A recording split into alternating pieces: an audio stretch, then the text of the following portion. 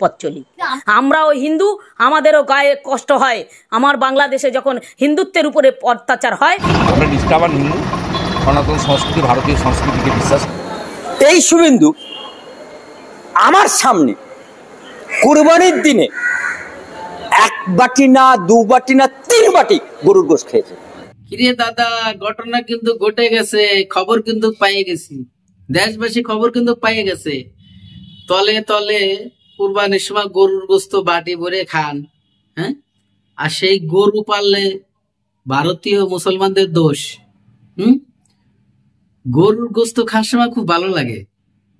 কার কথা বলছিলাম? কি বিশ্বাস হচ্ছে না? প্রমাণ সহ দেখাবো আজকে। বাটি ভরে গরু গোশত পেট ভরে খান, আর রাইতে যাওয়ার সময়, রাত্রে যে বাসা দিয়ে খাবেন, এ সময় আবার আর কেজি খানিক নিয়ে যান, হ্যাঁ? আর সেই মুসলমানদের উপরে ঢিল ছুড়ে মারতেছেন। এই যে ভারতীয় বিজেপি নেতা বড় বড় কথা কচ্ছে, বড় বড় কথা কয় মিডিয়াতে, বাংলাদেশকে এডে করে দেব, বাংলাদেশকে ওডে করে দেব। কাদের বেলা ঠান্ডা না মিয়া। আরে মিয়া, মমতা ব্যানার্জির সাথে তুমি এমনিই তো পটাশ। একটা মহিলা নেত্রীর সাথে, একটা মহিলা মন্ত্রীর সাথে পার না। বিরোধী দলের রয়েছে, বিরোধী দলের কথা কইতে ভারতে বসে, ভারতীয় দলের কথা কইতে, বাংলাদেশের কথা কইতে লাভ নেই। আছে বাংলাদেশ নিয়ে তো মাথা ব্যথা কে? চুলকানি বেড়ে গেছে না? বাংলাদেশ নিয়ে চুলকানি বেড়ে গেছে। নিজের এলাকার কলকাতার, ত্রিপুরার, ওখানে হিন্দুরা, নিজস্ব হিন্দুরা, তাদের জন্মভূমি, তারা তো বাড়ি থাকতে পারতেছে না। এই বিজেপি নেতা যখন উনি ক্ষমতায় ছিল, তখন বুলডোজার দিয়ে ওনার এলাকা জায়গা দখল করার জন্য অনেক হিন্দুদের বাড়ি ঘরদোর ভেঙে ফেলাইছে। বিশ্বাস হচ্ছে না? অবশ্যই দেখাবো, প্রমাণ সহ ভিডিও দেখাবো।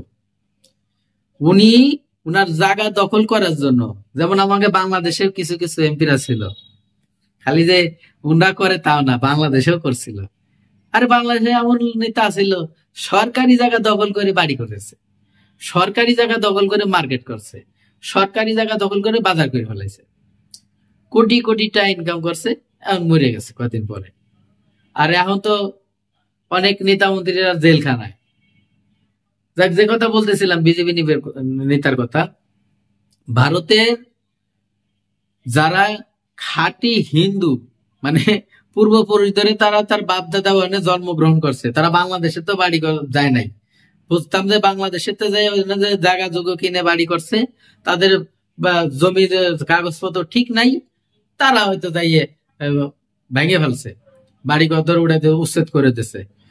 যারা বাপ দাদার কালে 14 পুরুষ ওখানে জন্মগ্রহণ করছে, ওই মাটিতে বসত করছে, তাদের বাড়ি ঘর কেন ভেঙে ফেলা হইলো? আরে আপনি বড় বড় কথা কন যে বাংলাদেশের যারা সংখ্যালঘু আছে, মানে হিন্দুরা আছে, সেই হিন্দুরা অনেক কষ্টে আছে। আপনার এলাকার, আপনার ঘরের মধ্যে হিন্দুকে আপনি এত কষ্ট দিচ্ছেন, তাহলে আমরা দিলে দোষ কি? আমরা তো দেই নে। কথার কথা, আপনি যেটা বলতেছেন এর প্রধান কারণ যেটা রাজনীতি ভাবে আপনি এটাকে হাসিল করতে চাচ্ছেন, একটি বাংলাদেশের অরাজকতা সৃষ্টি করে উস্কানিমূলক কথা বলে আপনারা চাচ্ছেন বাংলাদেশে এমন কিছু উস্কানিমূলক কথা বলবো, দূরে একটা ধাক্কা দেব, কথার ধাক্কা, এতে বাংলাদেশ ক্ষিপ্ত হয়ে, রাগ হয়ে আমাদের কাছে চলে আসবে। আর একটি মিডিয়াতে একটি ভিডিও দেখতে পারলাম, এক মহিলা বলতেছে, আর কোনো ভাই নাই, আর কোনো বোন নাই, বাংলাদেশ পোড়াই দাও, বাংলাদেশ জ্বালাই দাও, বাংলাদেশ যেন ওনার স্বামীর বাড়ির যেমনি করতেছে। ওনার হয়তো বাংলাদেশ ভাতারের বাড়ি ছিল, এখন আর ভাল লাগতেছে না, উনি ভাতারের ভাত খাবে না, এইভাবে বলতেছিল কথাগুলো।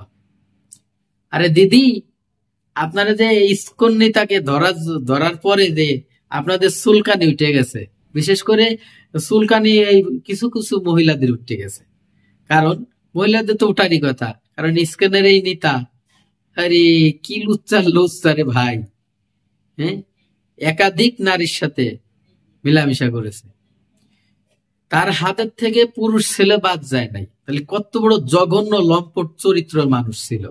এরা আবার গুরু মানে, এরা যে গুরু মানে সাথে যারা চলে ওরাও তো বেয়াদব। কারণ এরা যদি বেয়াদব না হইতো, একটা মানুষের মধ্যে গুরু তখনই হইতে পারে যার ভিতরে কোনো লোভ লালসা নাই, যৌবন চাহিদা নাই। এতটা সহজ। আমরা দেখেছি যে গুরু কাকে বলে। নিজের যৌবন বিসর্জন দিয়ে ওটাকে মুড়ায় রেখে মালা বানাই দিচ্ছে, কোন নারী সঙ্গ চায় নাই। এত যৌবন বয়সে গুরু সাজে আর কচি কচি সেরিগা নিয়ে আড্ডা দিয়া না।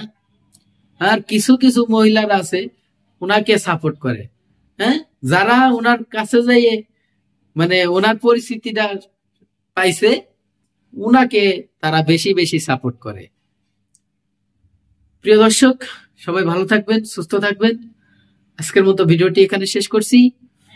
এ ধরনের ভিডিও দেখতে চাইলে অবশ্যই চ্যানেলটিকে সাবস্ক্রাইব করে রাখবেন, ভিডিওগুলো লাইক কমেন্ট শেয়ার করে দেবেন। আল্লাহ হাফিজ।